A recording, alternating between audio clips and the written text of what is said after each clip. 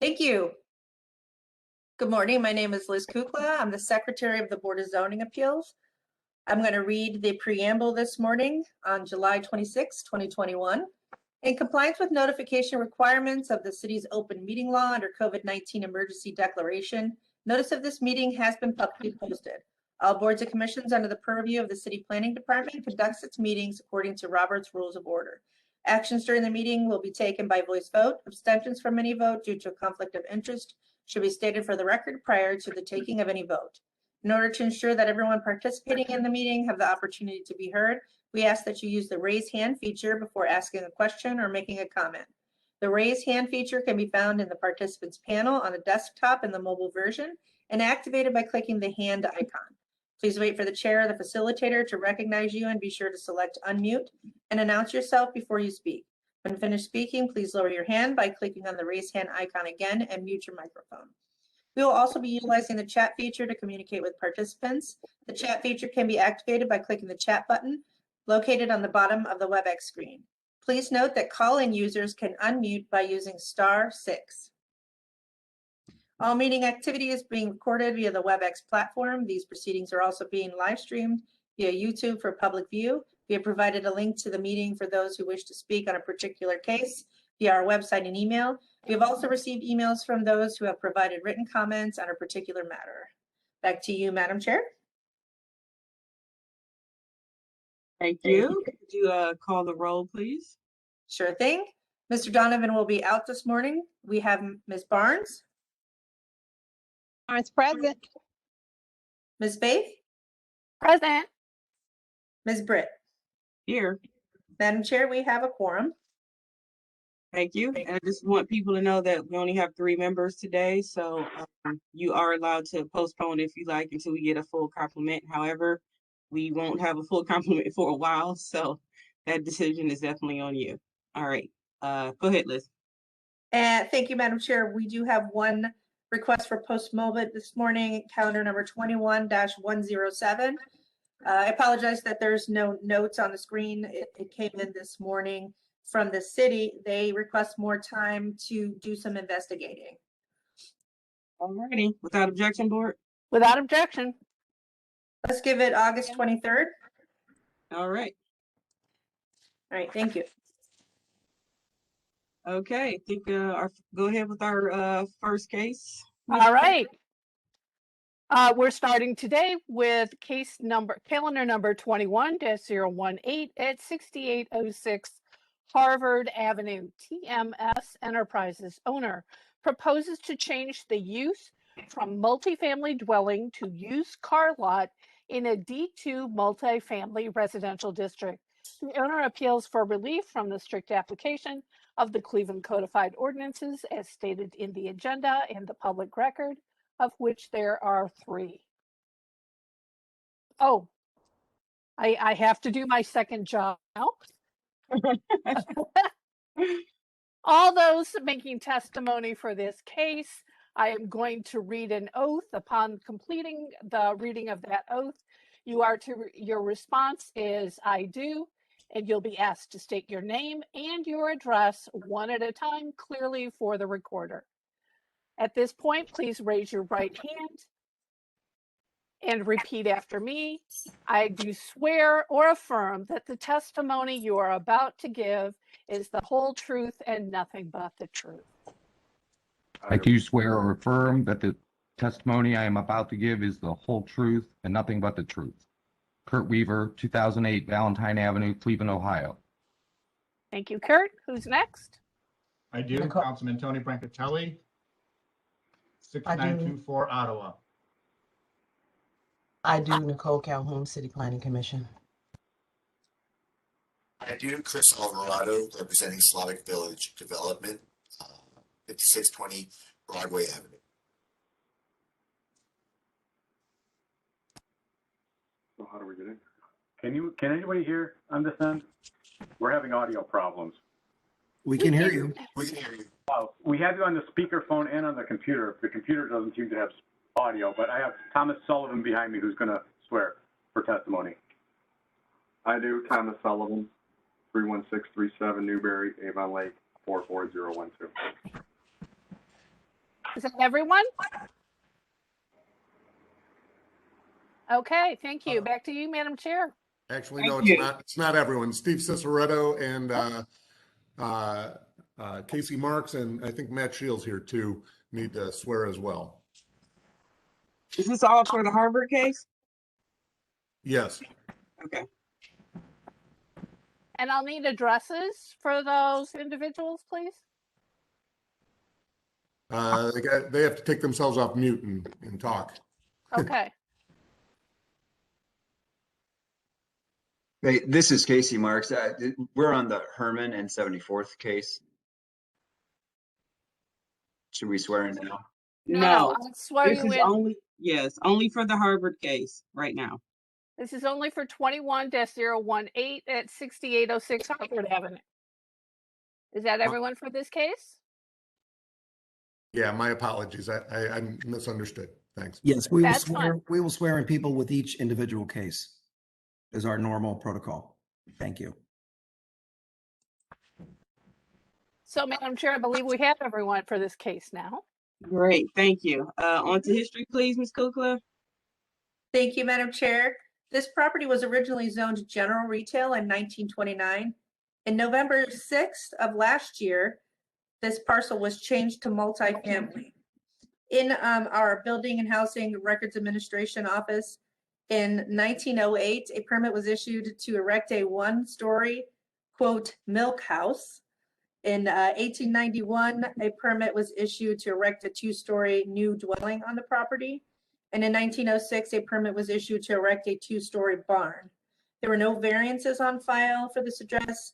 And in the more recent history in our Acela system, in October of last year, a permit was issued to demolish a two-story single family dwelling and garage. And that's all that I have, Madam Chair.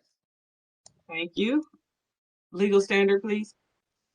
Thank you, Madam Chair, members of the board. Appellant is requesting a use variance and area variances from the off-street parking regulations of the zoning code. To obtain the use variance, appellant must prove that denying the request will result in an unnecessary hardship particular to the property, such as there will be no economically feasible use of the property without the variance, will deprive the appellant of substantial rights, and that granting the variance not be contrary to the purpose and intent of the zoning code. To obtain the area variances, appellant must prove that denying the request will create a practical difficulty not generally shared by other land or buildings in the same district, will deprive the appellant of substantial property rights, and that granting the variances will not be contrary to the purpose and intent of the zoning code.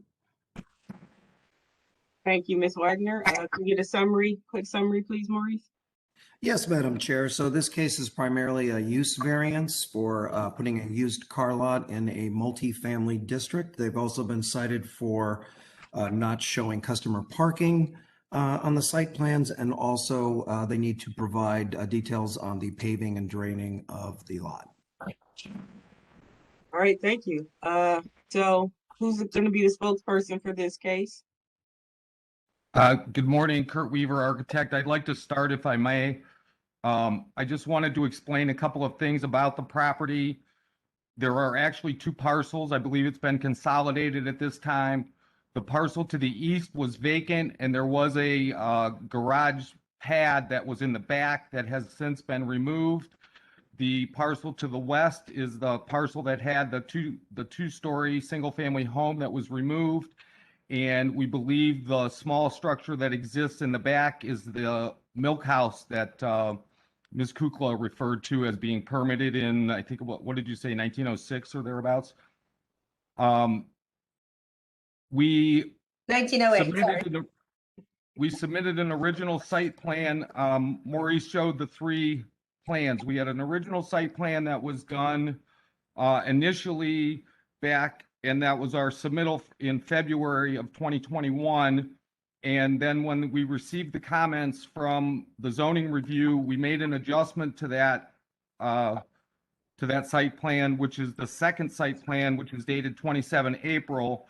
And the detail of which will show you like basically how much green space was continuing to be added to the project and reducing the amount of paving that was involved. We are now at the third iteration of this plan, and we actually do show customer parking in the center of the lot, which it amounts to being the 25% required. There are 7 spaces, and they are striped. And the lot has one catch basin that the entire lot is drained to. So there is drainage, and there is customer parking, and there is striping of the customer parking. That is not the correct site plan. Oh, it's not? Okay. If we could go to the third one, which is on the single one on the single page. Yeah, for some reason, this is not showing up properly. If you'll give me just one quick second, I'll bring up your original. Or the SD31 drawing, please. Oh, okay. Thank you, Maurice. Sure, just one second. Are you saying as of your new drawings that you're only looking for the use permit now because you've met the other requirements? That is correct. Our interpretation is that we're only asking for the variance on item 1. Of course, we would want to ensure that our interpretation aligns with city planning's interpretation and the planning review, the zoning review. So, yes. Mr. Weaver, So that is harder to see on here because there's not the green that shows you that the pavement is in essence an island surrounded by green space, with the exception of the apron where you come into the property. And then the spaces are literally right down the center of the parking area. There's 7 of them there, and they're striped. Boy, that's horrible to see on my screen. Yeah, it doesn't show up very well. I've zoomed in as best I can. I can zoom in a little bit more. Maybe that will help.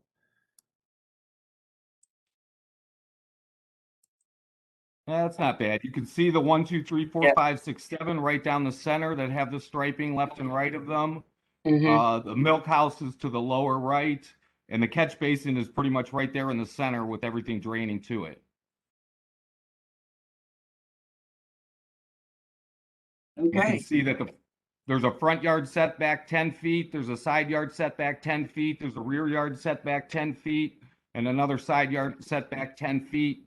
And in the front, we of course have the ornamental fence with some landscaping. Yes. So, Ms. Kukla, so were these new plans submitted after the write-up was done? Is that why? Yes, Okay. that's correct. Building and Housing has not. I don't believe Building and Housing has reviewed this for an updated notice of nonconformance. I'm not sure if they would need to, as the appellant is stating, or the appellant's representative is stating, that they are going to meet the code on everything but the use. So we can just eliminate all of those if we do decide to approve it today. It would be up to you. Okay, I just wanted to get the timeline correct. All right, that's fine. Okay, so there were a lot of names flying. Is there anyone else that wants to speak before Madam I call Chair? on? Yes. Madam Chair, we do have Mr. Riccardi with his hand raised. Oh, okay. Go ahead, Mr. Riccardi. And you're muted, Rick. There you go. Yes, I would just state that it's not just a setback that's required on the sides. It is landscaping that provides screening. So those 2 items that were cited are correctable. Obviously, they can be added to the site plan. This doesn't necessarily do it for the landscaping transition strips that are required.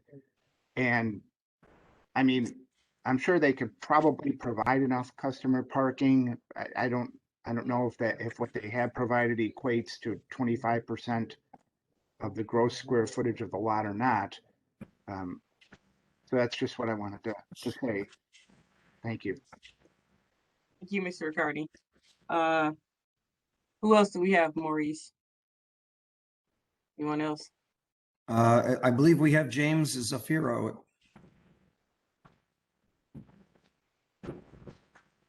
James, do you have something to say?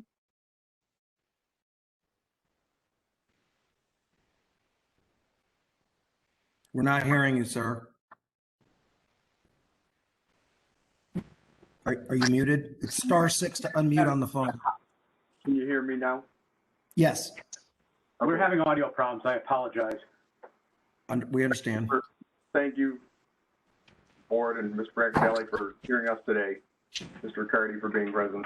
My whole goal here in the beginning was just to build something that would beautify the area and was conforming with what the codes were for general retail when I bought the property, which happened right as COVID started. I think the city, and as we know, basically the world stopped. And I don't think many residential permits were pulled, if any, in this area. And at this point, I invested a lot to get here, just to build something that is going to beautify the area. That's my neighborhood all the way back to my grandparents. Just as at one period when the milk house was built, it served a purpose, and zoning didn't have to change for the milk house to be obsolete one day. The window for this car lot is, although it's not the best that the city likes to see or automotive uses, it's just a nice property change that is probably going to only have a 10-year window before the business changes enough on its own that these small car lots are going to be obsolete in the city. But for now, if the city doesn't grant this, what's happened is it's changed a property that has roughly $40,000 invested to get here just to make it useful to being worth basically nothing. As you see in the pictures, the house next to it has been boarded up for years, should be torn down. I think it just changed hands. These properties that keep getting purchased by the land bank and then they're sold for real development for very little cost, and there's plenty of residential lots in our neighborhood over here to build with. In fact, a couple of years, I am a residential home builder. I have another home breaking ground right now in a suburb.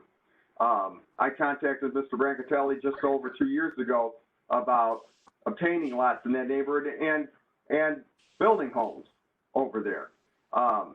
I think if I'm asking the city to grant this, because if it doesn't, it makes the value of my property now worth the same value of these lots are basically given away for $100 or $500 that I started with at the sheriff's sale, a lot more than that at $12,000. And if I wish we had a picture of what it looked like before I bought it. The previous owner had dug footers 30 foot by 30 foot by 30 foot off of that milk house, and they'd sat open for 2 years. That was not only didn't look good, but it presented a hazard to anyone that would try to walk through the property. You'd have to jump over a 6 foot trench to get through it. My whole intention is to make a useful property that employs a few people and lets me expand. In my looking at it as a individual development, imagine just if every one of these commercial storefronts or commercial properties just were open and employed one person and the owner. I mean, it's good for our city. People spend money in our neighborhoods. People don't have to go to steel yards to travel or the suburbs to travel. My goal in the beginning and my goal today is just to build a business that looks good aesthetically and provides a service for the community. Okay, thank you. I'll move over to the CDC now, Mr. Alvarado. Hi there, yes, Chris Alvarado, Executive Director at Slavic Village Development. First of all, I will say that, regardless of what the finding is of this hearing, that we will, of course, be happy to work with Mr. Zaviro and Mr. Sullivan and their team, both with this property, but also with any other kinds of development that they're looking at in the neighborhood. We've been very fortunate to see over the last several years, not just in this past year in which housing values have been skyrocketing, but we had been showing some very steady and important improvement in the property values of homes in Broadway Slavic Village. So we've, for example, seen renovated home prices and appraisals, more importantly, going up 50% from 2014 until 2020.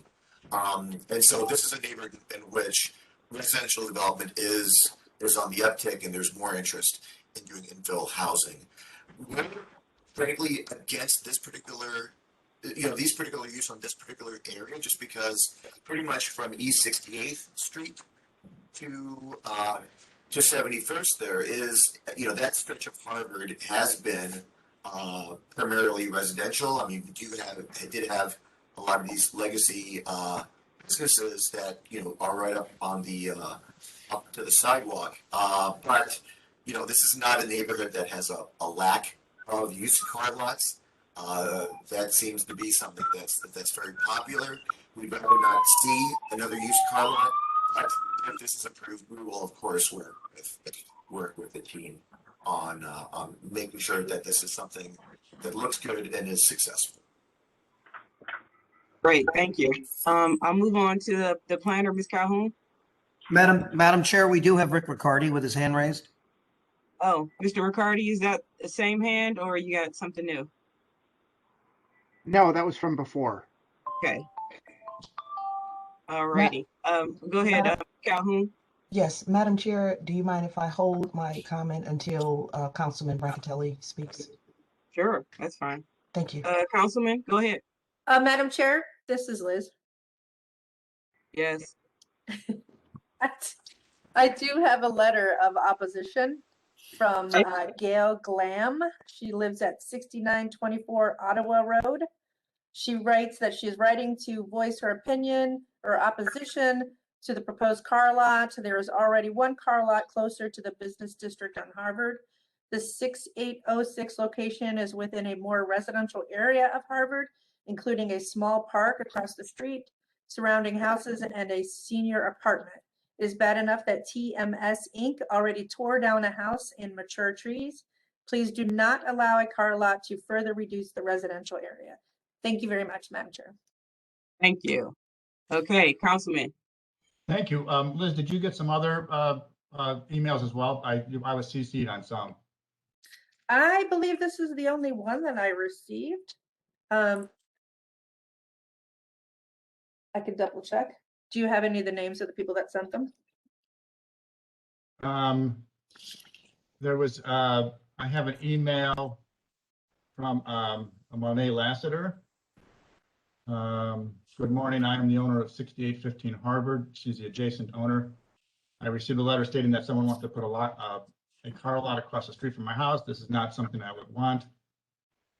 There's already a lot of traffic on Harvard. There's a sharp curve right before my house, and I already have to deal with people almost hitting my house in the wintertime when it's slippery outside. If they put a car lot that will increase traffic on this corner and possibly increase crime in our neighborhood, and we already have, I do not think it's a good idea. I'm asking that this not happen. If possible, can you tell me what to do to help make sure that this does not happen? She has her contact information here. And it was CC'd to you, but I could forward it again. Yeah, whatever emails you got, just make sure Ms. Kukla gets them for our record, please. Okay, and then I have another one from Tamara Peoples. I'm writing to voice my opposition in the proposal car lot at 6806 Harvard. There's already one car lot closer to the business district. The 68 location is more residential area of Harvard, including small park across the street, surrounding houses and senior apartments. It's bad enough that TMS already tore the house down and mature trees. Please do not allow this car lot to further reduce our residential neighborhood. So, thank you, Madam Chair. Just a couple quick comments and a little follow-up on what Mr. Sullivan had said. I'm not sure how a used car lot beautifies the area, but it certainly does not in some of our eyes. He also noted that he thought this met code before, and it did not meet code even before the pandemic. That general retail, the district first permitted in general retail business district if 100 feet from residential district. It's not 100 feet from a residential district. So the back property lines and side property lines were residential, so it did not meet code previously. He also noted that there was no new construction permits in this area, which is just not true. We built over 50 new homes in the last few years throughout the neighborhood. So we are building new homes. We are seeing vibrancy in the new construction market, and as Director Alvarado stated, we're also starting to see property increases. And then he also noted that the house next door is boarded up, and as testimony from the house next door, that's a brand new home from that resident who opposes this. It is not boarded up. It's a beautiful new home with a fenced-in lot. I do respect the opinion of many of our neighbors regarding the concerns around a used car lot going in. And then just the other point on this, where a number of residents who had raised concerns early, this was a 1800s home that was demolished without a permit.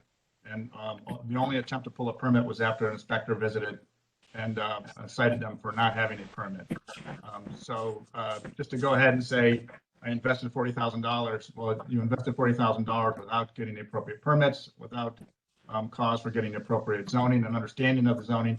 And even though Mr. Sullivan is an experienced used car property owner and experienced builder, he chose to do it without getting permits and would have known that before he made the decisions, and he made them knowingly of what this district was. So there's absolutely no support for a used car lot here. I vehemently oppose a used car lot going in here. And that garage sitting in the back that was not demolished is in fact condemned. And he chose not to demolish that property and continues to sit there and be a nuisance in our community. And it's accessory use. You cannot keep that garage there. It must be demolished as well. Thank you, Councilman. Ms. Calhoun? Thank you, Madam Chair. As you can see, there was not much in collaboration done with this lot. This is the first time that I saw the actual plan for the lot. And my name is actually on the zoning when you pull it up. My email and my phone number is there as well. We like to make sure that we listen to the neighbors because they have to live here. He said he lived in suburbia, and I would ask him to see or ask his neighbors in suburbia, would they like a car lot right next to them, literally. We already have one hop, skip, and not even a jump away. I think this is an injustice to the people that live in the neighborhood. As you can see, his lot is already, this picture is worth 1,000 words to me, so I won't belittle or begrudge the context of what we're talking about. It is nestled literally within the residential area. This is not the best use for this land. And to just really touch bases with the fact that the home that was there was demolished without permission, to me shows that maybe the applicant should contact the CDC within their newly acquired land and actually find out exactly what the uses were and what the city's use were for this property. Thank you, Madam Chair. Thank you, Ms. Calhoun. Any questions, board, before I kick it back to the appellant? Yes, Madam Chair, we have we have the applicant with his hand raised, and also Mr. Weaver. Yes, I saw that. I just wanted to know if my board has any questions before we go back to him. No questions, Madam Chair. Testimony seems pretty straightforward. All righty. Okay. James, would you like to speak again? We can't hear you. Still can't. How's that? Yep. Is that better? I Yes. just want to Yes. put on the record that the appellant received his letter from the Slavic Village Business Development Officer on August 12th, 2020. Okay, sir, stating- I'm sorry, sir, who are you? I'm the attorney for the appellant. I Okay, can you apologize. say, James can you say your Zafiro. name, please? Okay, James Zafiro. okay, And the letter indicated there was going to be a meeting before a public meeting before the planning commission, and notice would be sent out. And we did not get any record of that meeting and are curious as to whether that meeting actually went forward prior to the change. And Mr. Sullivan would like to also respond to some of the comments that were made. okay. Madam Chair, Yes. Madam Chair, just was wondering if Mr. Zafiro was sworn in with everyone else? I was not sworn in. I was just putting it on the record as attorney. He's an If you'd like attorney, to, I so will. Very good. don't have to. Okay, Mr. Sullivan, would you like to address anything, very briefly, though? Yeah, very briefly, the city didn't answer the phone when I bought the property. The city shut down. There was no live operator. Mr. Brancatelli's right. I've done this for 20 years, built many houses and commercial properties. That wasn't an intentional decision. What happened is I bought the place, and Mr. Brancatelli's been copied in everything that's gone along. And the previous owner attempted to burn the house down in anger of the city that he claims stole the property for absorbent fees for cutting the lawn. But and then secondly, the house that is directly next to it is the house in the back that's all boarded up and has been boarded up for years. It's been boarded up for more than 2 years that I know of. The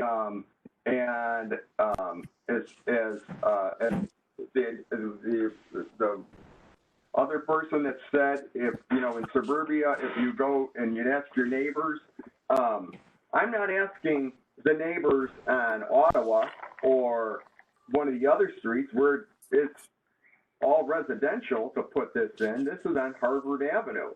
I mean, it is right next door is a vacant lot. Across the street is, I mean, the person says it's a park. It's green space, but it's not a usable park. I've never seen someone use it as a park in the years I've been there, and I go to Holy Name every week.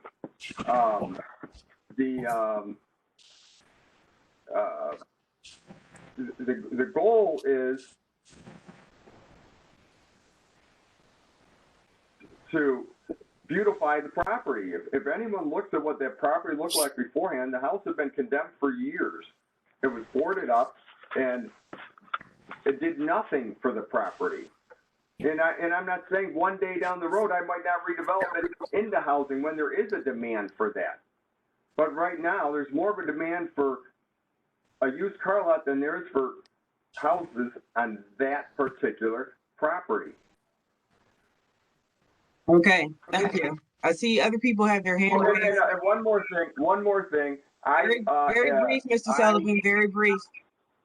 Okay, very briefly. I emailed Marilyn Masinski immediately when I got the letter of Broadway Slavic group, the Slavic Village group, interest in changing the zoning, and have got no reply still to this day.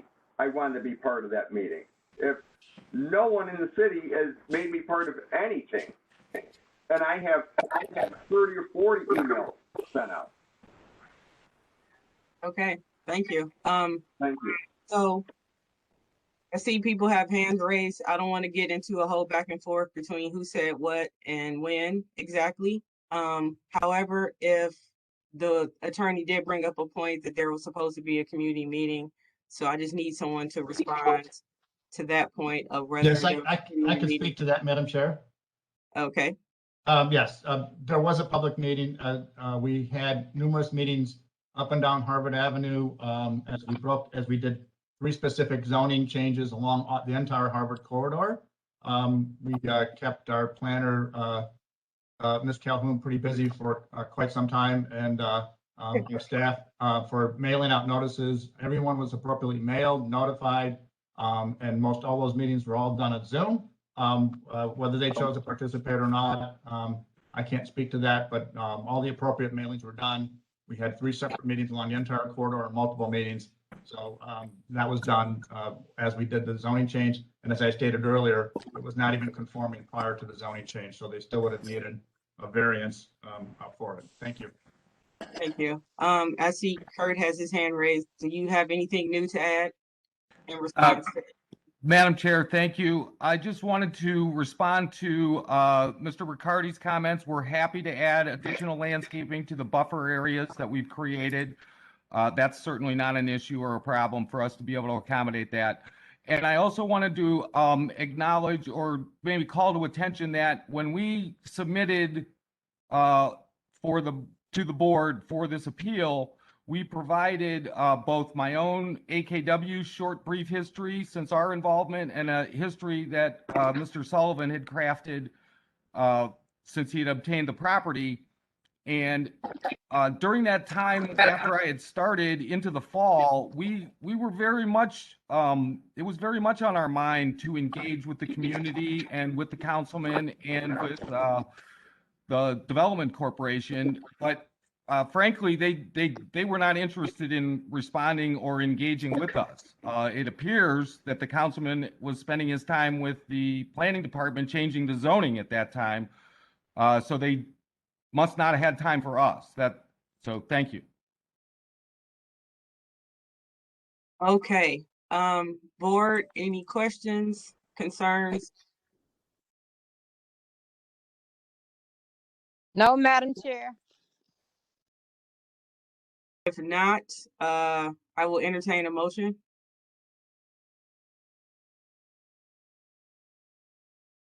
Madam Chair,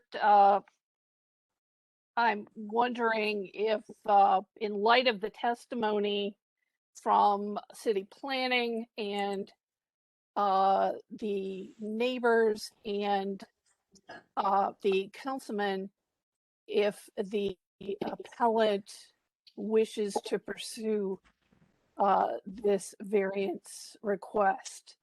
If we rule on this, you know, it would limit his use of the land going forward. I don't think it would limit it, actually. He just, if he wants to do something else different, he just have to come back. So, Okay. I think we need to rule on this. And then if he wants to, you know, withdraw and try something different, then I would, you know, I would entertain that. But if he wants to keep with this case here, we need to make a ruling. Well, that's my question. Does he want to withdraw or does he want to proceed?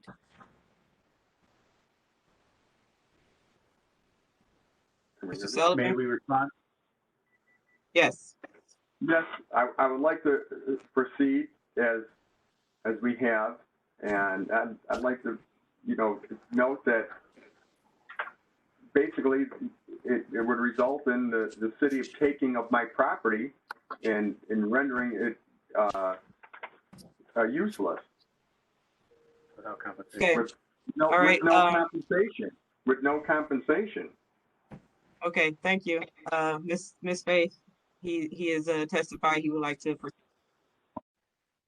Okay.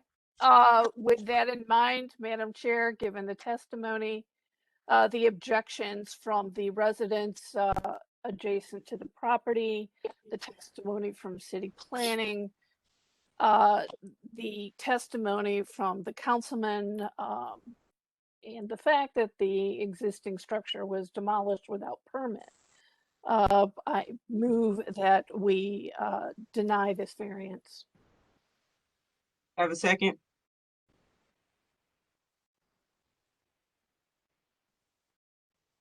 Second. Thank you. Call the roll, please, Ms. Kukla. Ms. Barnes? Yes. Ms. Faith? Yes. Ms. Britt? Yes. Calendar 21-108 is denied. It'll be ratified next week and we will send you a letter. Thank you. Madam Okay, Chair, next, moving yes, on. next case, yes. All right, calendar number 21-110 at 3133 Payne Avenue.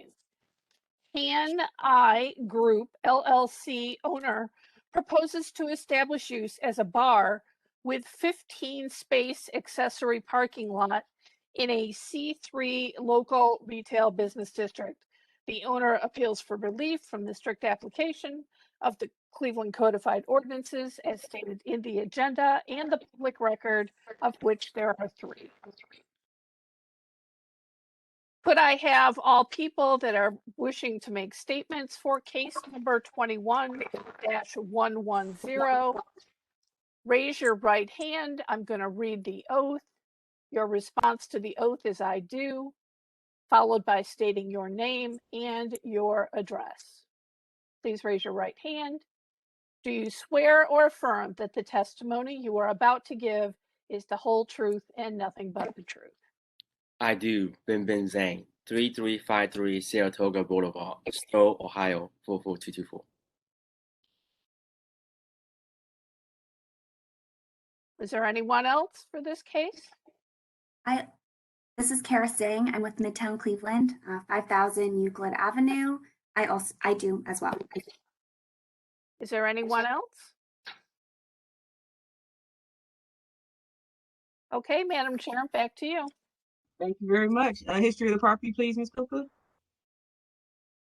Thank you, Madam Chair. The property was originally zoned semi-industry in 1929. The current local retail business district was established in 1991. In the Records Administration office, we found that in 1978, a permit was issued to erect a one-story masonry Lawson's grocery store and asphalt parking. There are no variances on file, and in the more recent history in our cell system, we found that there were yearly food licenses between 2005 through 2018. That's all that I have, Madam Chair. Thank you. Legal standard, please. Thank you, Madam Chair, members of the board. Appellant is requesting area variances from the off-street parking, screening, and landscaping requirements of the zoning code. To obtain the area variances, appellant must prove that denying the request will create a practical difficulty not generally shared by other land or buildings in the same district, will deprive the appellant of substantial property rights, and that granting the variances will not be contrary to the purpose and intent of the zoning code. Thank you. Maurice? Yes, Madam Chair. This is primarily a case about parking requirements. They are required to have 23 spaces. They are proposing 11, I believe, although there is a discrepancy in the write-up, so I'm not sure if they're proposing 11 or 15. And then we're also looking at the 2 landscape transition strips. Great, thank you. Who's the spokesperson for this case? And we have Ben. Ben? Did you hear me? Hear you Yes. now. Okay, awesome. Good morning, everybody. Good morning. My name is Ben. I'm the managing owner of the Hannah LLC. What I'm trying to do is trying to open a Mango, which is modern Asian dessert shop. It used to be a vacant convenience store, and it's been vacant for years. And we're trying to bring it up and make it good for the neighborhood and good for the Asian communities. We have about 11 parking spots in the area, as you can see in the site plan, and that's the maximum we can have. But we do have plenty of street parkings on the East 32nd Street and Payne Avenue. And on the whole road, we have the most parking spots of any restaurant out there. And 2, for the landscaping in between the industrial and my property, there's already 4 feet of landscape grass, weeds on the ground. The last owner, they did not take care of the property at all. There's weeds, grass growing everywhere. Since we bought it in May, we cut the stuff down and make it better right now, but it's not. We haven't done enough yet because of the zoning variance. Another one is the frontage strip area. the zoning requires us to have a transition strip of 6 feet. We're proposing either a fence, aluminum commercial fence, or the one we have in the drawing. If you have anything more than that, it will compromise the parking lots. You will have lesser parking spots. And then lastly, the last variance I would like to appeal is the back from the residential area to my area, my property. The property lines going to other property is like really narrow and goes wide in the back. From the street, I submitted some a couple pictures and I did some measurements. The narrowest part is only 8 feet and 2 inches from the neighborhood area. So if I put a landscape of 8 feet, I have no room to walk at all. So I'm proposing a chain link fence where they already chain link fence there right now. I'm just reconnecting and updating the fence. And that's my proposal. Thank you. Are you saying you're gonna replace the chain link fence with the chain link fence? Yeah, but they already chain link fence there, but the last owner did not take care of the property at all. There's some fences falling apart, some pieces missing. I'm proposing either replace all of it or like reconnect. Okay, so you're proposing to put a fence instead of landscaping for the back of the parking of the back. Yes, because if I put 8 feet of a landscape, there's no walkway at all. Gotcha. Madam Chair, I have a question for Ben. I see on the plan, it says existing 6-foot tall masonry wall separate from 2 family zones. Yes, Is that still there? my architect made a mistake. There's no masonry wall at all. I even took a I was picture. going to say that's absolutely fine. Yeah. I know. That would be the best case scenario. That's the greatest buffer ever. Yeah. Yeah, I know, but she made a mistake, and then it was too late. But if I took some pictures of the back of the property, and there's no masonry wall, and there is chain link fence right there. But if with a landscape, nobody can walk back there at all, not even for maintenance. So it's not even possible. Okay, Ben, and this might be to Miss Kukla as well. You're saying it's a dessert shop. Will you be selling alcohol? No, it's not a bar. It's just a fast cash dessert shop. Okay, so that's where I'm a little confused here. With the write-up says it's going to be a bar. I have no idea why it's there either, but it is there right now. It's just like crepes, waffles, freshly made smoothies, all that kind of stuff. Okay. It's fast casual. So a smoothie bar, but not exactly. Okay. Nothing alcohol. All right. Was there anyone else that you had with you today, Ben? Yes, Carrie Zane from the Midtown community. Right. Paris, would you like to speak? Yes, thank you. Hi, I just wanted to speak on behalf of Midtown Cleveland. I am the director of Asiatown Initiatives and have been in communication with Ben about this project. And just wanted to reflect, we published information and spread it out to our stakeholders and community members about the proposed project. And there's a lot of excitement. As been mentioned, this has been a vacant property for some time. And since he's taken ownership of the property, they've really cleaned it up a lot. And there's a lot of excitement to see this new business coming to Payne Avenue. In regards to the variance, we've written in support of the parking variance, particularly because of the existing space with the renovation of the existing building. Additionally, I do think there is an abundance of street parking around, as well as other parking lots around the site. So I don't think parking would be a problem, particularly for kind of the quick bites, fast pickup type style that I think this business would be. I will also add, I think Ben did mention, but some of the landscaping buffers, the one is existing to the west side of the site. And I think that when the variance came back, he did do what he could to add a little bit of landscaping or fencing just to create, add to the intent of the buffer around the parking. in a way that I think kind of matches other businesses along Payne Avenue with that commercial grade fence, or just even a smaller landscaping strip than is the 6 feet. But I think it is in the proposal is in line with other businesses on the street as well. Thank you. Great, thank you. City planning? Yes, Madam Chair. We think this is actually a really good reuse of this existing building. We have these kinds of vacant buildings all over the city, and it would be really great to see a use like this going in here. My only comment would be that I would rather see a board-on-board fence in the rear as opposed to chain link separating the two, but that's my only comment. Everything else we are perfectly, we find acceptable. There is ample parking in the area. And if he ever did need more additional parking, there's the lots that are across from former Dave's, which may be something to be worked out. But I think this is a really good proposal.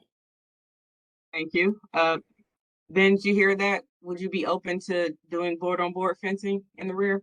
Yes, I'm open to that. I'm open to fencing the front or do shops in the front or whatever to get this deal done. Wonderful. Thank you. Board, any questions? With the appellant's agreement to doing a board-on-board fence in the back, I think that's the only concern we had, Madam Chair. So I'd be prepared to make a motion that on calendar number 21-110 that we go ahead and approve these variances. Okay. Liz, call the roll, please. Thank you, Madam Chair.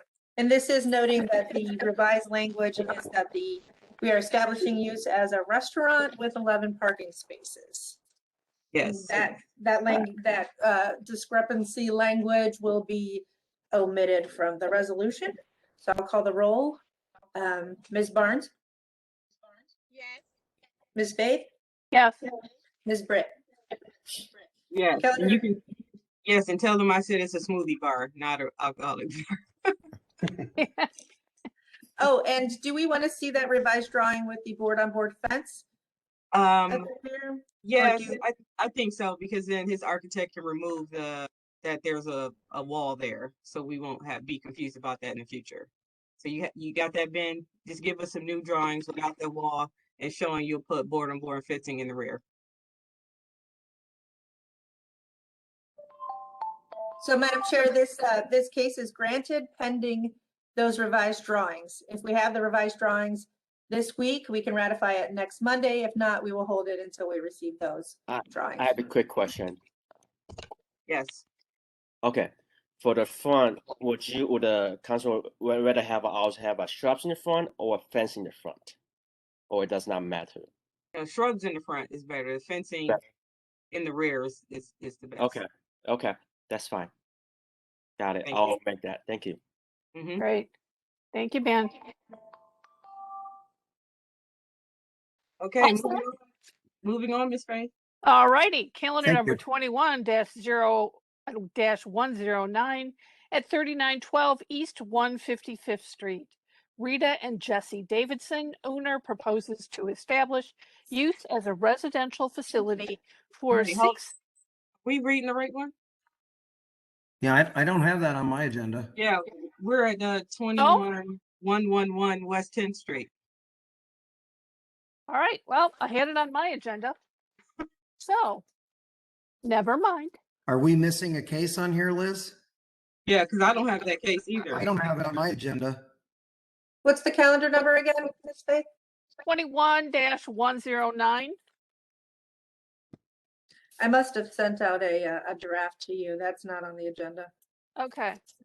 Okay, I'm glad. I'm just happy I didn't miss one. Thank you. Yeah, Okay. I thought I was crazy. Okay, good. All right. All right. Moving on then. Calendar number 21-111 at 2563 West 10th Street. City House LLC proposes to erect a 2-story frame single-family residence with a detached garage in a B1 2-family residential district. The owner appeals for relief from the strict application of the Cleveland Codified Ordinances as stated in the agenda and the public record, of which there are 2. All those that are going to make statements for calendar number 111. I am about to read the oath. Please raise your right hand. I'm going to read the oath. Following that, you will respond with I do, your name and your address, stating it one at a time for the recorder. Here we go. Good morning. Please raise your right hand. Do you swear or affirm that the testimony you are about to give is the truth and the whole truth and nothing but the truth? I do. Graydon Petsnick, 3342 Avalon Road, Shaker Heights. Is there anyone else? Only from the owner architect side, that's it. And then I do Donna Gregonis with Tremont West Development Corporation. Thank you. Is that everyone? Believe so. Okay, great. Back to you, Madam Chair. Thank you. History, Ms. Kukla? Thank you, Madam Chair. There's been no change in the zoning since 1929. In the Records Administration Office from Building and Housing, found a permit was issued in 1979 to demolish a one-family dwelling. There are no variances on file and nothing of note in the more recent history. Back to you, Madam Chair. Thank you. No milk house this time, huh? Okay. Legal standard, please, Ms. Wagner. Yes, thank you, Madam Chair, members of the board. Appellant is requesting an area variance from the maximum gross floor area requirements of the zoning code. To obtain the area variance, appellant must prove that denying the request will create a practical difficulty not generally shared by other land or buildings in the same district, will deprive the appellant of substantial property rights, and the granting the variance will not be contrary to the purpose and intent of the zoning code. Thank you. Maurice, summary? Madam Chair, this is a relatively small one. We only are looking at an area variance. That's what I thought. Okay. All righty. So Graydon, are you speaking in behalf?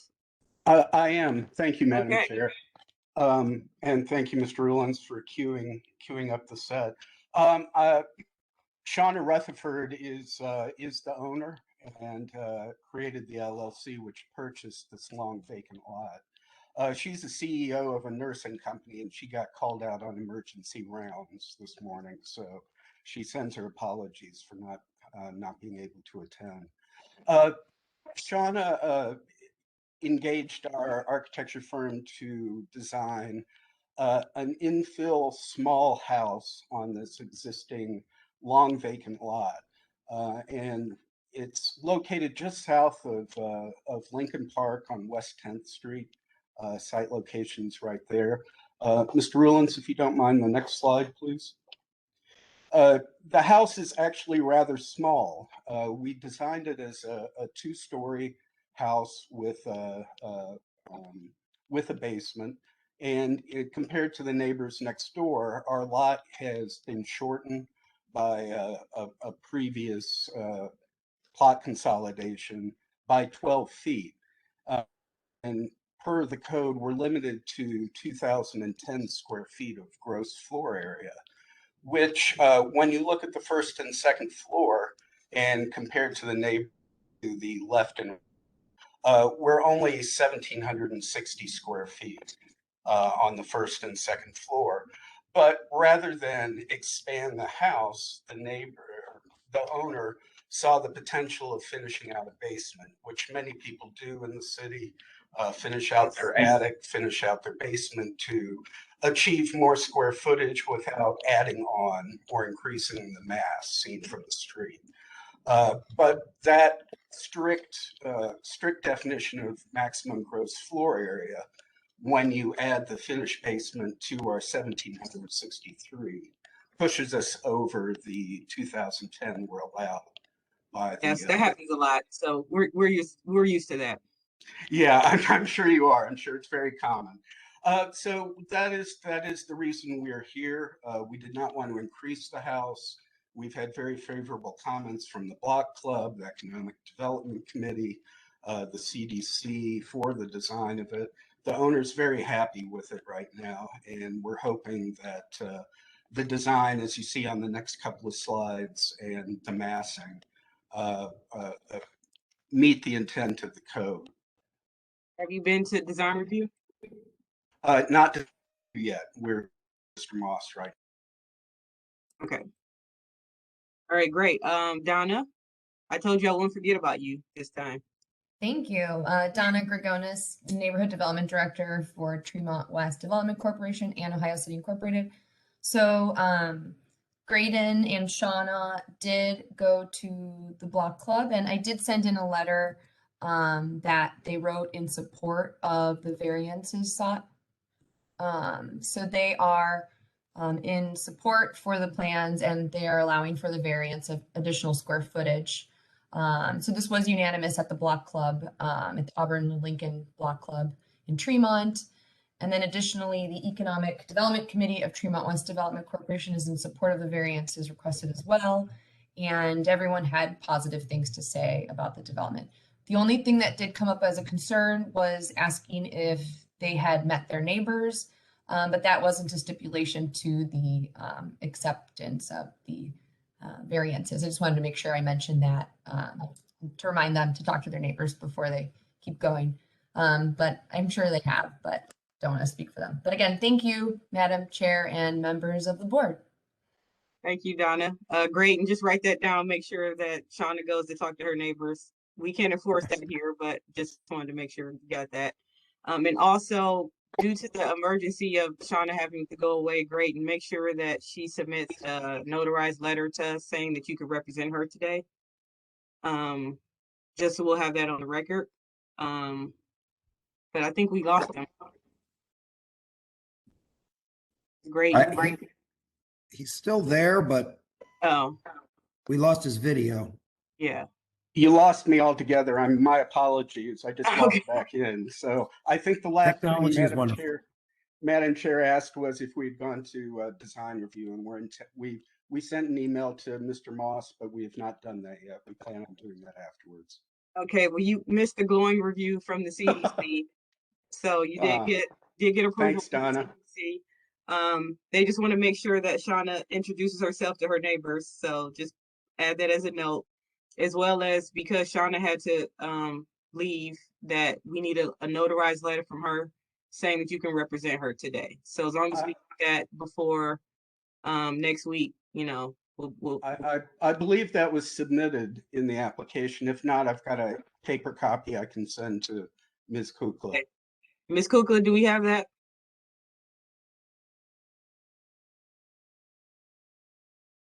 I don't see it. Oh, wait. Yep, there it is. Got it. Yes. Okay, well, Thank you. scratch that great, and we don't need it. Okay, Great, thank you. City planning? Yes, Madam Chair. Normally, and I'd like to state this for the record, normally we don't recommend approval on a project that has not been to design review first. But because there's such a minor variance here, and I don't see any comments that design review would make that would affect any, add in additional variances, we are in full support of this project. Thank you. Board, any questions? When will they go in front of design review? Do we know?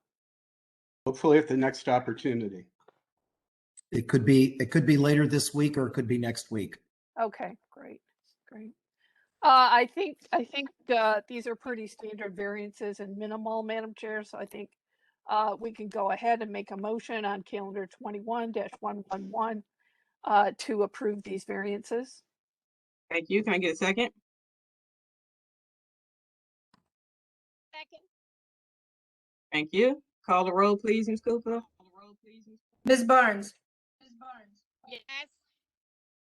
Ms. Faith, Yes. Ms. Britt. Yes. Calendar 21-111 is granted. It'll be ratified next week, and we will send you a letter. Thank you very much. Okay. Thank you. Next, we have calendar number 21-090. This case was postponed from June 28th, 2021. This is at 1317 West 74th Street. KCMMS Holdings LLC owners propose to erect a 2-story wood frame single-family residence with an attached garage on a 2,244 square foot lot in a B1 two-family residential district. The owner appeals for relief from the strict application of the Cleveland Codified Ordinances as stated in the agenda and the public record, of which there are two. Just as a note, the first postponement was made at the request of Councilwoman Spencer to allow time for further review.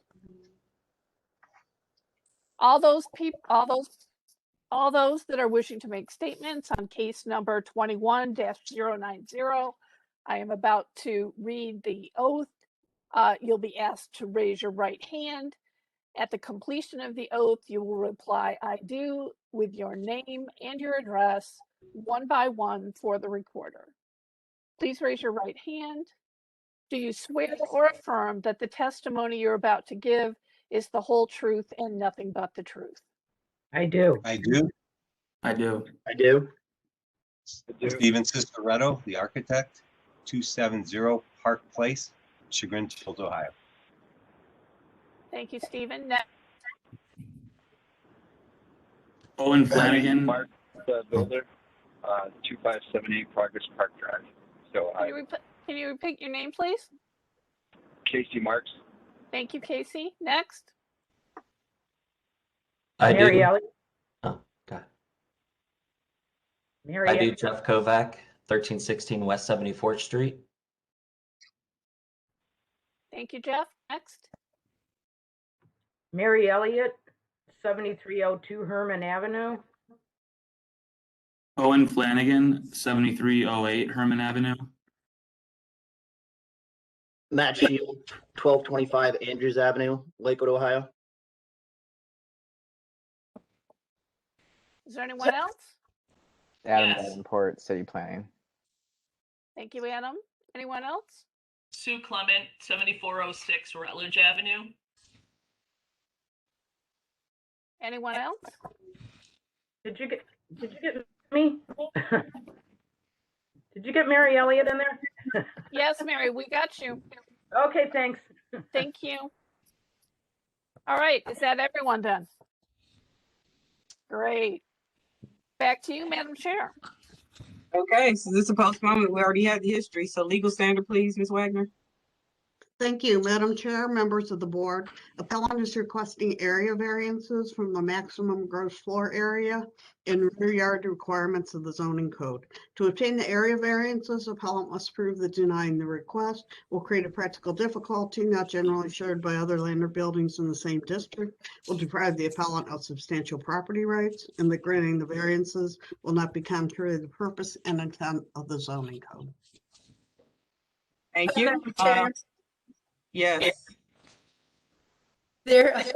We did not have any testimony at the last hearing, so could I just read the history into the record really quick? Oh, I didn't realize that. I wasn't here on that day. So go ahead. Sorry, thank you. There's been no change to the zoning since 1929. I didn't find any records in the Building and Housing Records Administration Office. There are no variances on file and nothing in the Acela system. So thanks, Madam Chair. All right, so there was no history actually. Okay. All right, so we have a lot of people that need to speak. I want to remind everyone that we are here for 2 variances and that the testimony needs to be right to those 2 variances. So I will ask for the spokesperson for the project to speak now, and we'll go down the line. Yes, my name's Dan Linder. I'm the attorney for the property owners, and I'm just kind of here to quarterback it, if you will. Steve Ciceretto is going to carry the ball right now. So Steve, go ahead and take it away, if you will. Hey, good morning, everyone. This project, we're looking to construct a new single-family residence on an existing lot record. Basically was designed as a 2-story frame structure, 3-bedroom home that has an attached garage and parking on that parcel for in the garage and on the drive for 2 cars. It's a very small lot, and so we're pursuing the same variances in a way that you just heard from the previous lot. We're allowed, let's see, our building structure is 1,760 square feet, and we're allowed to build, I believe, 1,120 square feet. This plan shows the dark property lines. There is a discrepancy in the side yard depth. We had some old records that showed it as a 55-foot lot. In fact, it's 54.3, so it's about 8 inches shorter than what's actually shown on this drawing. That's why, if we could go back up, Mr. Rowland, to that first survey, that's a little more accurate. You'll see on the sides, it says 54.32, and the blow-up detail has it a little bit more accurate. So we'll be looking to build within 6.3 feet, 6 feet 4 inches of the rear property line, and then sort of the standard lot variance or lot coverage variance for the home itself. We have been through design review housing subcommittee, and it was unanimously approved. And we have visited the block club twice, actually, once with a few comments, and then with the immediate neighbors, expressed concerns about the demolition of those trees that you see marked on this site plan, which in the survey indicate that they are on our property, and would be removed during this process. Now we can kind of shoot down the page a little bit, and you can, down the documents, we can look at what it looks like.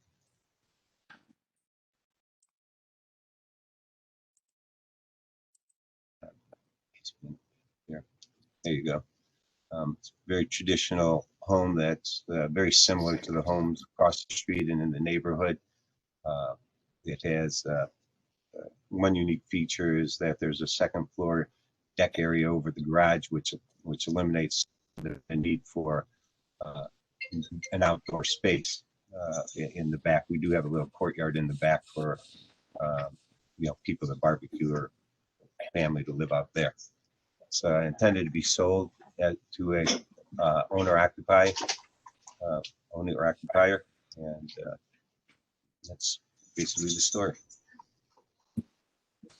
Thank you. I want to ask Ms. Wagner a question, since he has testified that there has been a change the rear yard dimensions. Does that mean we need to re-advertise this? I think that the change is so minor in this case that it would not need to be re-advertised. The difference between 6.4 and 7 feet, I think you're in a position where nobody would say that's significant. Either you're opposed to it or you support it, but I don't think it needs to be re-advertised, especially since it's already been continued. Great. Thank you, Ms. Wagner. Okay, so well, yeah, next, if I could, yes, I'd like to have the property owner speak a bit. We put forth a couple of exhibits. One's a spreadsheet and one's a number of pictures that talk about what is going on immediately nearby this property. My clients did a lot of research actually to see that other properties have gotten similar treatment to what we're asking for, which specifically addresses consistent with the intent of the code. So I don't know if Casey or Matt want to address that. Whoever wants to, go ahead. how many houses do you have here to talk about? Well, if we pull up the spreadsheet, I think that's an easier way to look at it. Okay, that's quicker. Yes, thank you. Yeah. I was just going to ask that question. Yeah, like we're not going to go through the whole neighborhood tour here. Okay. Hey, Casey, do you want to do this, or Matt, do you want to do this? I can go ahead and do it. These are houses that were approved in the last, I believe, couple years in that area for variances and recently sold. So that's the extent of it. We just have precedent for this type of development. Great, thank you.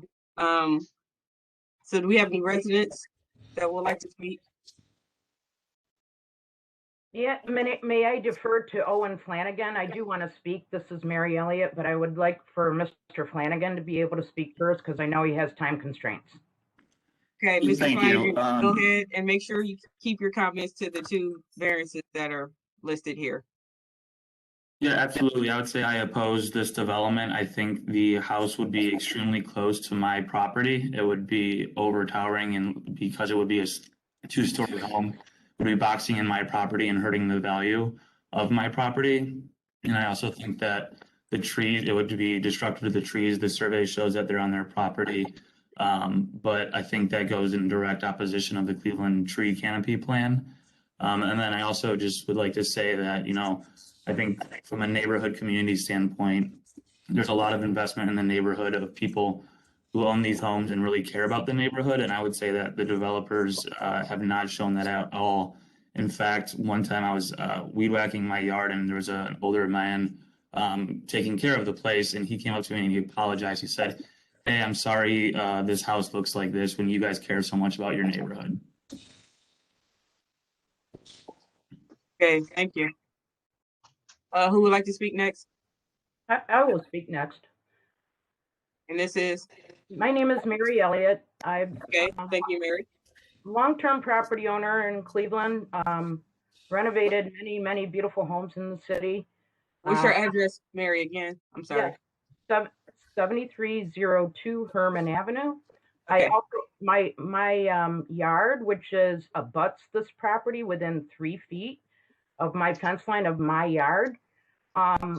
As far as the survey is concerned, there is no survey that has been done, a actual land survey, other than what those are properties that you're seeing presently owned by Mr. Marks.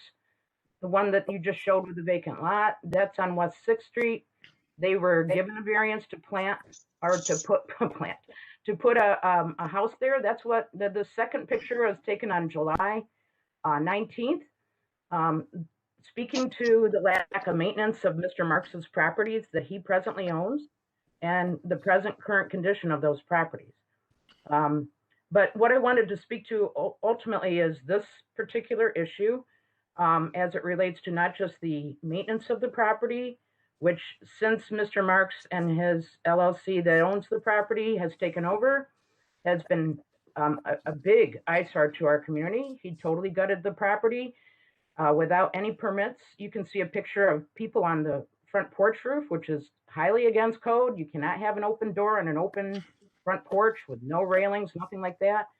There is no effort to trim the bushes to this day. I had my fence line is to the north of this property. And as far as whether or not Mr. Marks and or KCMMS actually owns those trees is highly debatable without an actual survey. My fence is well within my property line. Therefore, that tree very well could be the 3 trees in question that would have to come down are shared by myself and Mr. Flanagan with Mr. Marks. They can't cut down the trees without our authorization. They're clearly on our property line as much as they are on KCMMS's property. There's been no survey done. They're basing their property line on the land survey that comes when the title company provides that information. So actually, the trees are mutually owned by Mr. Flanagan, myself, and KCMMS. As well, there's no room for grilling or anything else. 6 feet behind the structure does not provide any grilling. You have to be 15 feet away from a structure. So there's no 15 feet away from a structure to do any grilling, any cornhole, or any yard use whatsoever. Additionally, the problem with this tiny little garage space, or the area that is where the current tenants for 7312 Park, which is the property owned by Mr. Marks to the south, it is abutting this proposal. 2 people park there presently. The other 2 tenants park on Herman Avenue. Herman Avenue is constantly getting less and less street parking due to development along West 73rd Street, battery park development, ongoing pressures for on-street parking. My tenants at 7306 Herman have to park on the street. I don't have off-street parking for them. And as well, you know, the guests for this new proposed structure will have nowhere to park. You cannot park on West 74th Street. If KCMMS chose to try to add parking, they would be out of code for many ordinances, including the location of parking to be in the rear, to be 10 feet away from a wall. And so therefore, there really isn't an advantageous way in any way to add parking for the existing double. So for those many reasons, and including restating what Mr. Flanagan said about being right up against me and towering against my yard, which is my personal oasis to get away from the day-to-day activity in a very busy, loud neighborhood, it's just unfair to the long-term owner-occupant residents that have vested interest, that have put thousands, tens and thousands of dollars into our homes. And I have a lot of money wrapped up into my corner, which is my house, two-family house, and this yard. It's substantial. And yes, it would devalue my home, my structures, as well as my ability to live peacefully in my own home. So yes, I'm highly against it. I do know that I've sent the board a lot of documents. Unfortunately, I could only get 2 pictures to load at a time. I apologize for that. But this is just an inappropriate thing. And I know that I have neighbors that have sent communications to the board as well. I hope those are read to the record. Thank you. Thank you, Ms. Elliott. Are there any other residents? Yeah, Sue Clement. I'm the co-chair of the Edgewater Hill Block Club. I'm speaking in support of Ms. Elliott and Mr. Flanagan in their displeasure over this appeal. At the Block Club, we did speak a lot about the lack of parking and the fact that this new construction, while it may appear to be consistent with the other newer homes going up in the neighborhood, it really is going to be detrimental to the tenants, and Mr. Marks should be aware of that since he owns that property just to the south. So because we haven't heard of any other possible changes to this proposal, I'm here to say that the neighbors across the street don't care for it, even though they aren't here to testify. And there should be at least 2 other letters of neighbors on Herman Avenue that feel that this project should not go through. And I also believe that the councilwoman has also submitted a letter that I want to make sure gets read. Thank you. Thank you. Any other residents? Hello, this is Jeff Kovac at 1316 West 74th Street. Okay, go ahead, Jeff. Yes, I'm just also very concerned about this new building going up. With the look of the neighborhood and, excuse me, West 74th right there is very narrow. So when we're coming into our driveway, we always have to wait for people because they come up that where the Goodwald is. So it's a very tight area right there, let alone that, you know, there's an existing house, that White House in the front that's facing towards Herman. And it doesn't really make sense to try to squeeze in a house of that size into a lot that's just a driveway and a small backyard. So basically that's going to be like coming out that side and not match what's in the neighborhood at all. You know, it's a backyard of that existing house. So that's my concern. Madam Chair, we have Ms. Kukla and Mr. Linder. Okay, I also, want to make sure that I hear from the rest of the residents. So any other resident need to Also, speak? Eric Goldblatt is my neighbor to the left of me on West 74th. He did send a email. I don't know if anyone got that one. It's kind of lengthy. Well, I'll check with Ms. Kukla with with all the letters. Because I could forward Okay. that. Okay, we'll double check and make sure. Okay, thank you. Okay. Any other residents? Okay, go ahead, Ms. Kukla. Thank you, Madam Chair. I received 3 opposition letters via email. One of them is from Eva Alicia. She says that she's a resident of this neighborhood for over 25 years. She's very concerned about the new attempt to put a house in a driveway of 2 homes that already suffer from parking. The trash of the last project they did was all over the neighborhood for weeks. We all see when we walk dogs, the absence of some cleaning up during and after the project at the point has been unsafe. Please see about their detail. There is not enough room to make or have a house where they need variances. The next is from Naomi Worthington. She lives on Herman Avenue. And Eva Alicia also lives on Herman Avenue. She lives at 7301. And Ms. Naomi lives at 7309 Herman. She says she's unable to attend, but she's writing to express her concerns. The 2 requested variances are ridiculous. If approved, the proposed structure would be squeezed into a lot that cannot truly accommodate it. If allowed, the proposed variances would create a structure that is inconsistent with the rest of the neighborhood, decrease the value of immediately adjacent properties, send the message that neighborhood is not meant for residents, but for outsiders to make a quick buck. Whatever short-term income might be squeezed out of that property by forcing an inappropriate structure onto the lot would be at the expense of the longer-term value of the property in the neighborhood. She says again that as a property owner, 25 years, she opposes the requested variances. And this one is from a person named Adam. There's no last name or an address.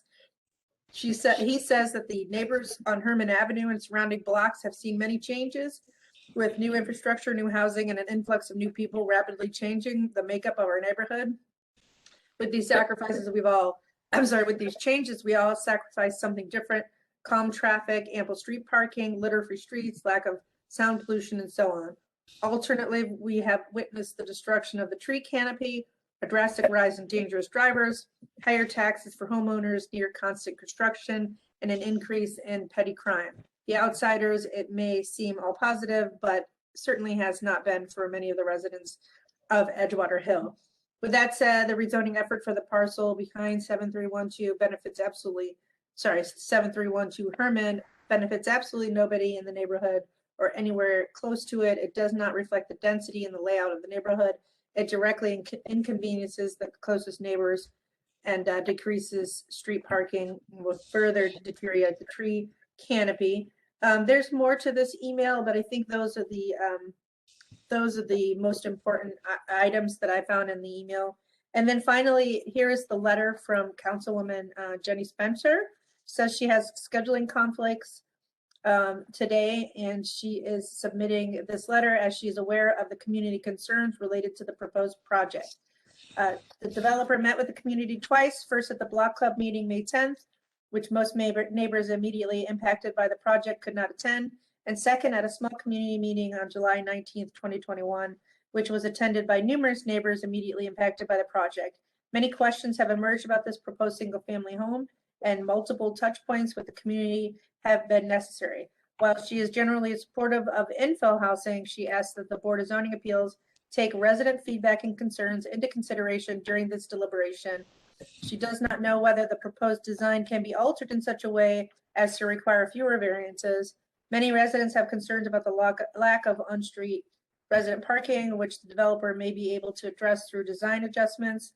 There are also concerns that the owner does not have a strong track record of responsible development and property management. KMS required 7312 Herman Avenue adjacent to 1317 West 74th in September 2020. Till recently, 7312 Herman was not registered through the City of Cleveland's rental registry, and it appears that no permits were pulled for substantial rehab of the property. This type of negligence should not be condoned.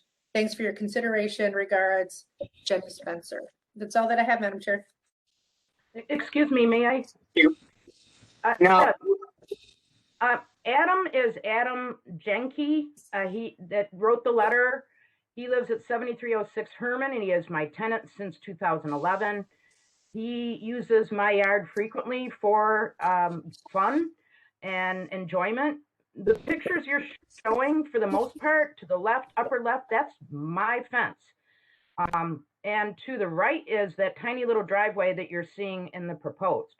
So most of what you're seeing is my efforts of long-term landscaping and maintenance. And, you know, so just so you understand who did send the letter. Mary, thank you, but you need to be called upon to speak. So Yep. thank I you. just wanted to let you know who Adam was. Oh, okay, thank you. So Dan, I'll give you the opportunity to respond to this. Thank you. Briefly though, because I don't want to go down the rabbit hole of tit for tat here, but just overall give a, you know, your response. Understood. Not my first rodeo on this one. This picture is a perfect picture to be looking at right now. I appreciate you putting this up, because if we look directly across the street, there's 3 homes, one on top of another that are exactly of the nature and type that we're talking about here. Our lot's larger than those. Our lot's more spread out than those. And the design here, as Mr. Ciceretto pointed out, has parking built into it for the residents who would come into this property. With all due respect, everybody else here seems to be, the biggest complaint seems to be about off-street parking, and also seems to be about the idea of new people coming into the neighborhood, which is not a valid reason to stop somebody from building a house. We believe that the development that we're requesting is explicitly consistent with the code, that the property itself does, and the other point, by the way, is we have an old tired house there now, which is now going to become a nice new one, which is going to be owner occupied or sold for owner occupied. It'll be single family, and it's a good property, and it's what the city of Cleveland needs more of. We believe we've demonstrated all the elements that are necessary for the variance, and we hope you'll view it favorably. Thank you. Thank you. Is anyone here from the CDC?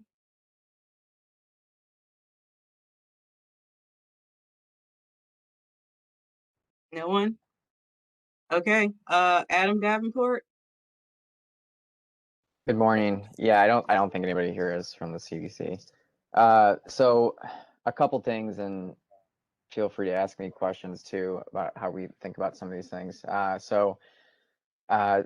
This parcel was in existence well before the county started keeping online records. So it's not some situation where this lot split was approved by Planning Commission and now it's coming to BZA for variances, right? This was an existing parcel long ago. We reviewed this through our Housing Design Review Committee. The house itself is very much akin to the neighborhood. It's got a full front porch. It's got a gabled roof. It would blend in nicely with the surrounding houses. It would also be smaller than many of the surrounding houses as well, that are in some of these photos along Herman, along Goodwalt, etc. And it also manages, even though the depth of the lot is only like 54 feet, it also manages to adhere to our garage placement code, which is which states that the parking needs to be in the rear half of the lot. So amazingly, this house, in my mind, conforms to a lot of neighborhood design kind of standards and manages to do it well despite the extremely small size. If you wanted to build a house that was more code compliant, you would probably have to have like a 700-foot one-story house that would look really at odds with the rest of the neighborhood surrounding it. You could probably not build a completely code compliant house at this location, essentially.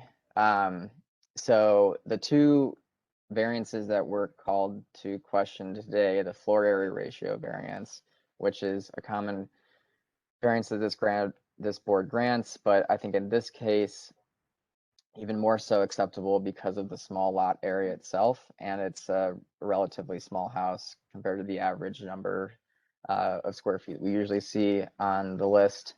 And then the rear yard, I think although it being also a common variance that this board grants, I think in this case, what is more important is how the house fronts the street. So it's got a full front porch. It's set back a little bit to conform with the existing conditions along 74th. And the little space that is in the back for the future owner, I think is good and acceptable. I think you want to more focus on the front area of the street. So those are really just the two variances in question today. You know, situations about parking around the neighborhood. You heard a resident talk about how there's no off-street parking for one of her tenants. I personally think, you know, as a fairly nearby resident as well, anecdotally, that there's a good amount of on-street parking. I drove by this location this morning. There were 2 cars in the vicinity of 73rd and 74th along Herman. There's a number of empty spots always on 73rd. So yeah, anecdotally, I don't think that's a problem. You know, if somebody finds that the owner's house doesn't have the one on 73rd, at the corner of 74th and Herman, sorry, that KC MMS Holdings owns, if that's a problem, then they would just not rent from them. It's not like an economic issue in my mind that we are creating a hardship with that in the future. So I'll take any other questions, but that's the majority of my statement. Thank you. Thanks, Adam. So just right quick, we did hear a couple of people. It is a lot of anecdote data happening here, but we did hear some people talk about this house would be towering. So I just want to make sure that I'm speaking correctly, that we're not getting a height variance today. So the house is already in conformance with what the code has for height already. So I just want that to be on the record as well. Is that correct? Yeah, certainly. Yeah, that's definitely well within the range. Thank you. And the gross the gross square footage that is exceeding here, is that because there is basement, a finished basement? Steve is the right person to answer that, actually. Okay. The footprint of the house is 850 square foot, and the second floor above it duplicates that. It's a little bit larger because it builds out over the garage a bit. So there's an unfinished basement underneath it that wasn't calculated. Okay. Just wanted to make sure. All right. Thank you. Okay, board, any questions, comments? I did want to confirm, has the lot been professionally surveyed, pinned and staked or not? Yes, it has been actually surveyed, and it's in process, but that survey, Miss Elliott, dated July 21. Yeah, it was just recently completed. Miss Elliott was referring to a location survey that we discussed over at a block club meeting or recently, but this is in process, and this shows a lot of the questions they had about whose property the trees are on that would be removed, those kind of items, clearly on the KC MMS property. So the professional survey, the pinning and the staking is in process. When do you expect that to be completed? Casey, do you know if that was pinned already? Steve, this is Casey. I can speak on it. The only thing we're waiting on is the location of the sewer. That's one of the few pieces that's missing there. We're just waiting to get back from the utilities department the location of those, but everything else, again, the survey is complete. Has it been staked? It has not been staked or taken yet, no. Okay. So it is going to be staked. It will be staked. This is an actual survey that's just been done, Ms. Faith. So at the 4 corners, or are we doing any intermittent staking along the property lines where the trees are in question? They normally stake the 4 corners. If you would like them a mid-stake or something, we could absolutely have them add that. I think it would be prudent to stake where the trees are in question, so that the lot line is clear for, so to avoid any dispute. Agreed. Yes. Now, can you submit the survey plan to us before we ratify? That is the plan. Is that what you mean? Or you mean the staking, or this is the actual survey? Right. So it Yeah, shows the that actual survey is on the screen now. yes. Right, but the staking and the pinning. Yes. Okay. This is. We Sorry. can't add, yeah, I was gonna, so go ahead, Lori. I know what you mean. Right, go ahead, yeah. Yeah, I have tried to raise my hand. I don't know if it was seen. I just wanted to make a comment for the benefit of everybody, the neighbors, the applicant, the board. This is a lot of record, and therefore the property owner does have a right to build on this property something that's consistent with the zoning, which in this case is a single family home. That does not mean that the board has to grant the variances that were requested. But they do, the question of whether something is built there or not built there is not really, it's not a valid question because they do have a right to build there. So that's all I wanted to say. Thank you, Lauren. May I speak? Madam Chair, may I speak? If you're gonna say something new, Mary, but we're about to go into, voting here, so. Yes. Are you gonna say something new? It's in response to what was stated as it relates to adjacent properties. Mr. Kovach pictures that are shown of his yard, which has lots of frontage and lots of rear footage.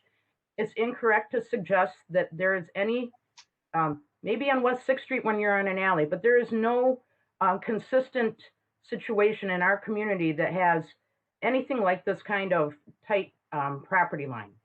I also want to speak to the fact that it was commented that we are afraid of in our community or against new people. Wow, that's very belittling to our, our intelligence to suggest that. In that, I've lived in this community since I was 19 years old, and I've owned property in this city, lots of property in this city. My concerns go well beyond a new neighbor. It really relates to this structure and this particular property line. And honestly, I would hope that the board considers the fact that all the neighbors around this property are opposed to it. If this board grants the approval for this developer to do this, he doesn't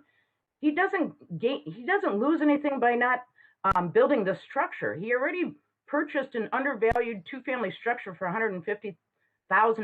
Okay, Miss Elliott, we don't deliberate on those things here at BZA. We just talk about the zoning variances. So I don't want to get into personal. I just what hope people paid for and all that kind of stuff. So please keep your comments to the two variances that are listed. But I don't want to hear about anybody's business on what they bought and how much. And so. Okay, Madam Chair, I apologize. I just do want to say that really this has nothing, this does benefit one individual, Casey Marks. The rest of us are going to be suffering from this variance. Everybody that spoke is doing so because we truly feel you are going to hurt the value of all these owner-occupant, tax-paying Clevelanders. Thank you. Thank you very much. Okay, if you don't have any more questions, Ms. Faith, I'll entertain a motion. Madam Chair, with respect to the comments from the community members and the residents, we've heard testimony also from city planning and testimony from the councilwoman whose letter has been read into the record. Our statement by the attorney also points out, Ms. Wagner also points out that this is a parcel that has been on the record for years in its existing condition, and it is within the right of the property owner to build the structure on this. The city planning has noted that the height of the structure is well within the guidelines of the code. What we're looking at are 2 variances with regard to gross floor plan and with regard to the depth of the required backyard. City planning has stated that the backyard is sufficient, and precedents have been set for similar sorts of situations, as well as the gross square footage is a variance that we typically see, particularly in certain neighborhoods like this within the city. I would request that the property owners please submit the survey and perhaps some photographs showing that the lot has been staked and pinned, particularly with regard to the trees that are in question by the neighboring residents. With all that said, I would move that we go ahead and approve these variances for calendar number 21-090. Is there any further discussion from the board on this case? I have none, and Miss Barnes just second. So, Kukla, call the roll, please. Thank you, Madam Chair. And I would just like to state one thing, that this would be also noting or recognizing that there's been a revised final site plan submitted showing that the rear yard is actually 6.3 feet. So I will call the roll. Ms. Barnes? Yes. Ms. Baith? Yes. Ms. Britt? Yes. Calendar 21-90 is granted conditionally. We will hold it pending the survey drawing as well as photos showing that the parcel lines are staked midway and also pinned. And we will hold that for ratification until we see those documents. Thank you all. Thank you. Thank you. That concludes our cases, Madam Chair. If you'd like to go to old business. Yes, I would. Ms. Kukla. All right, 1 through 3 without objection, board. Without objection. All right, then we have an affirmation here. Let's see. Oh, okay. So this is court, so I guess we'll grant it. Yeah, without right. objection, board. Without objection. All right, we are adjourned. All right.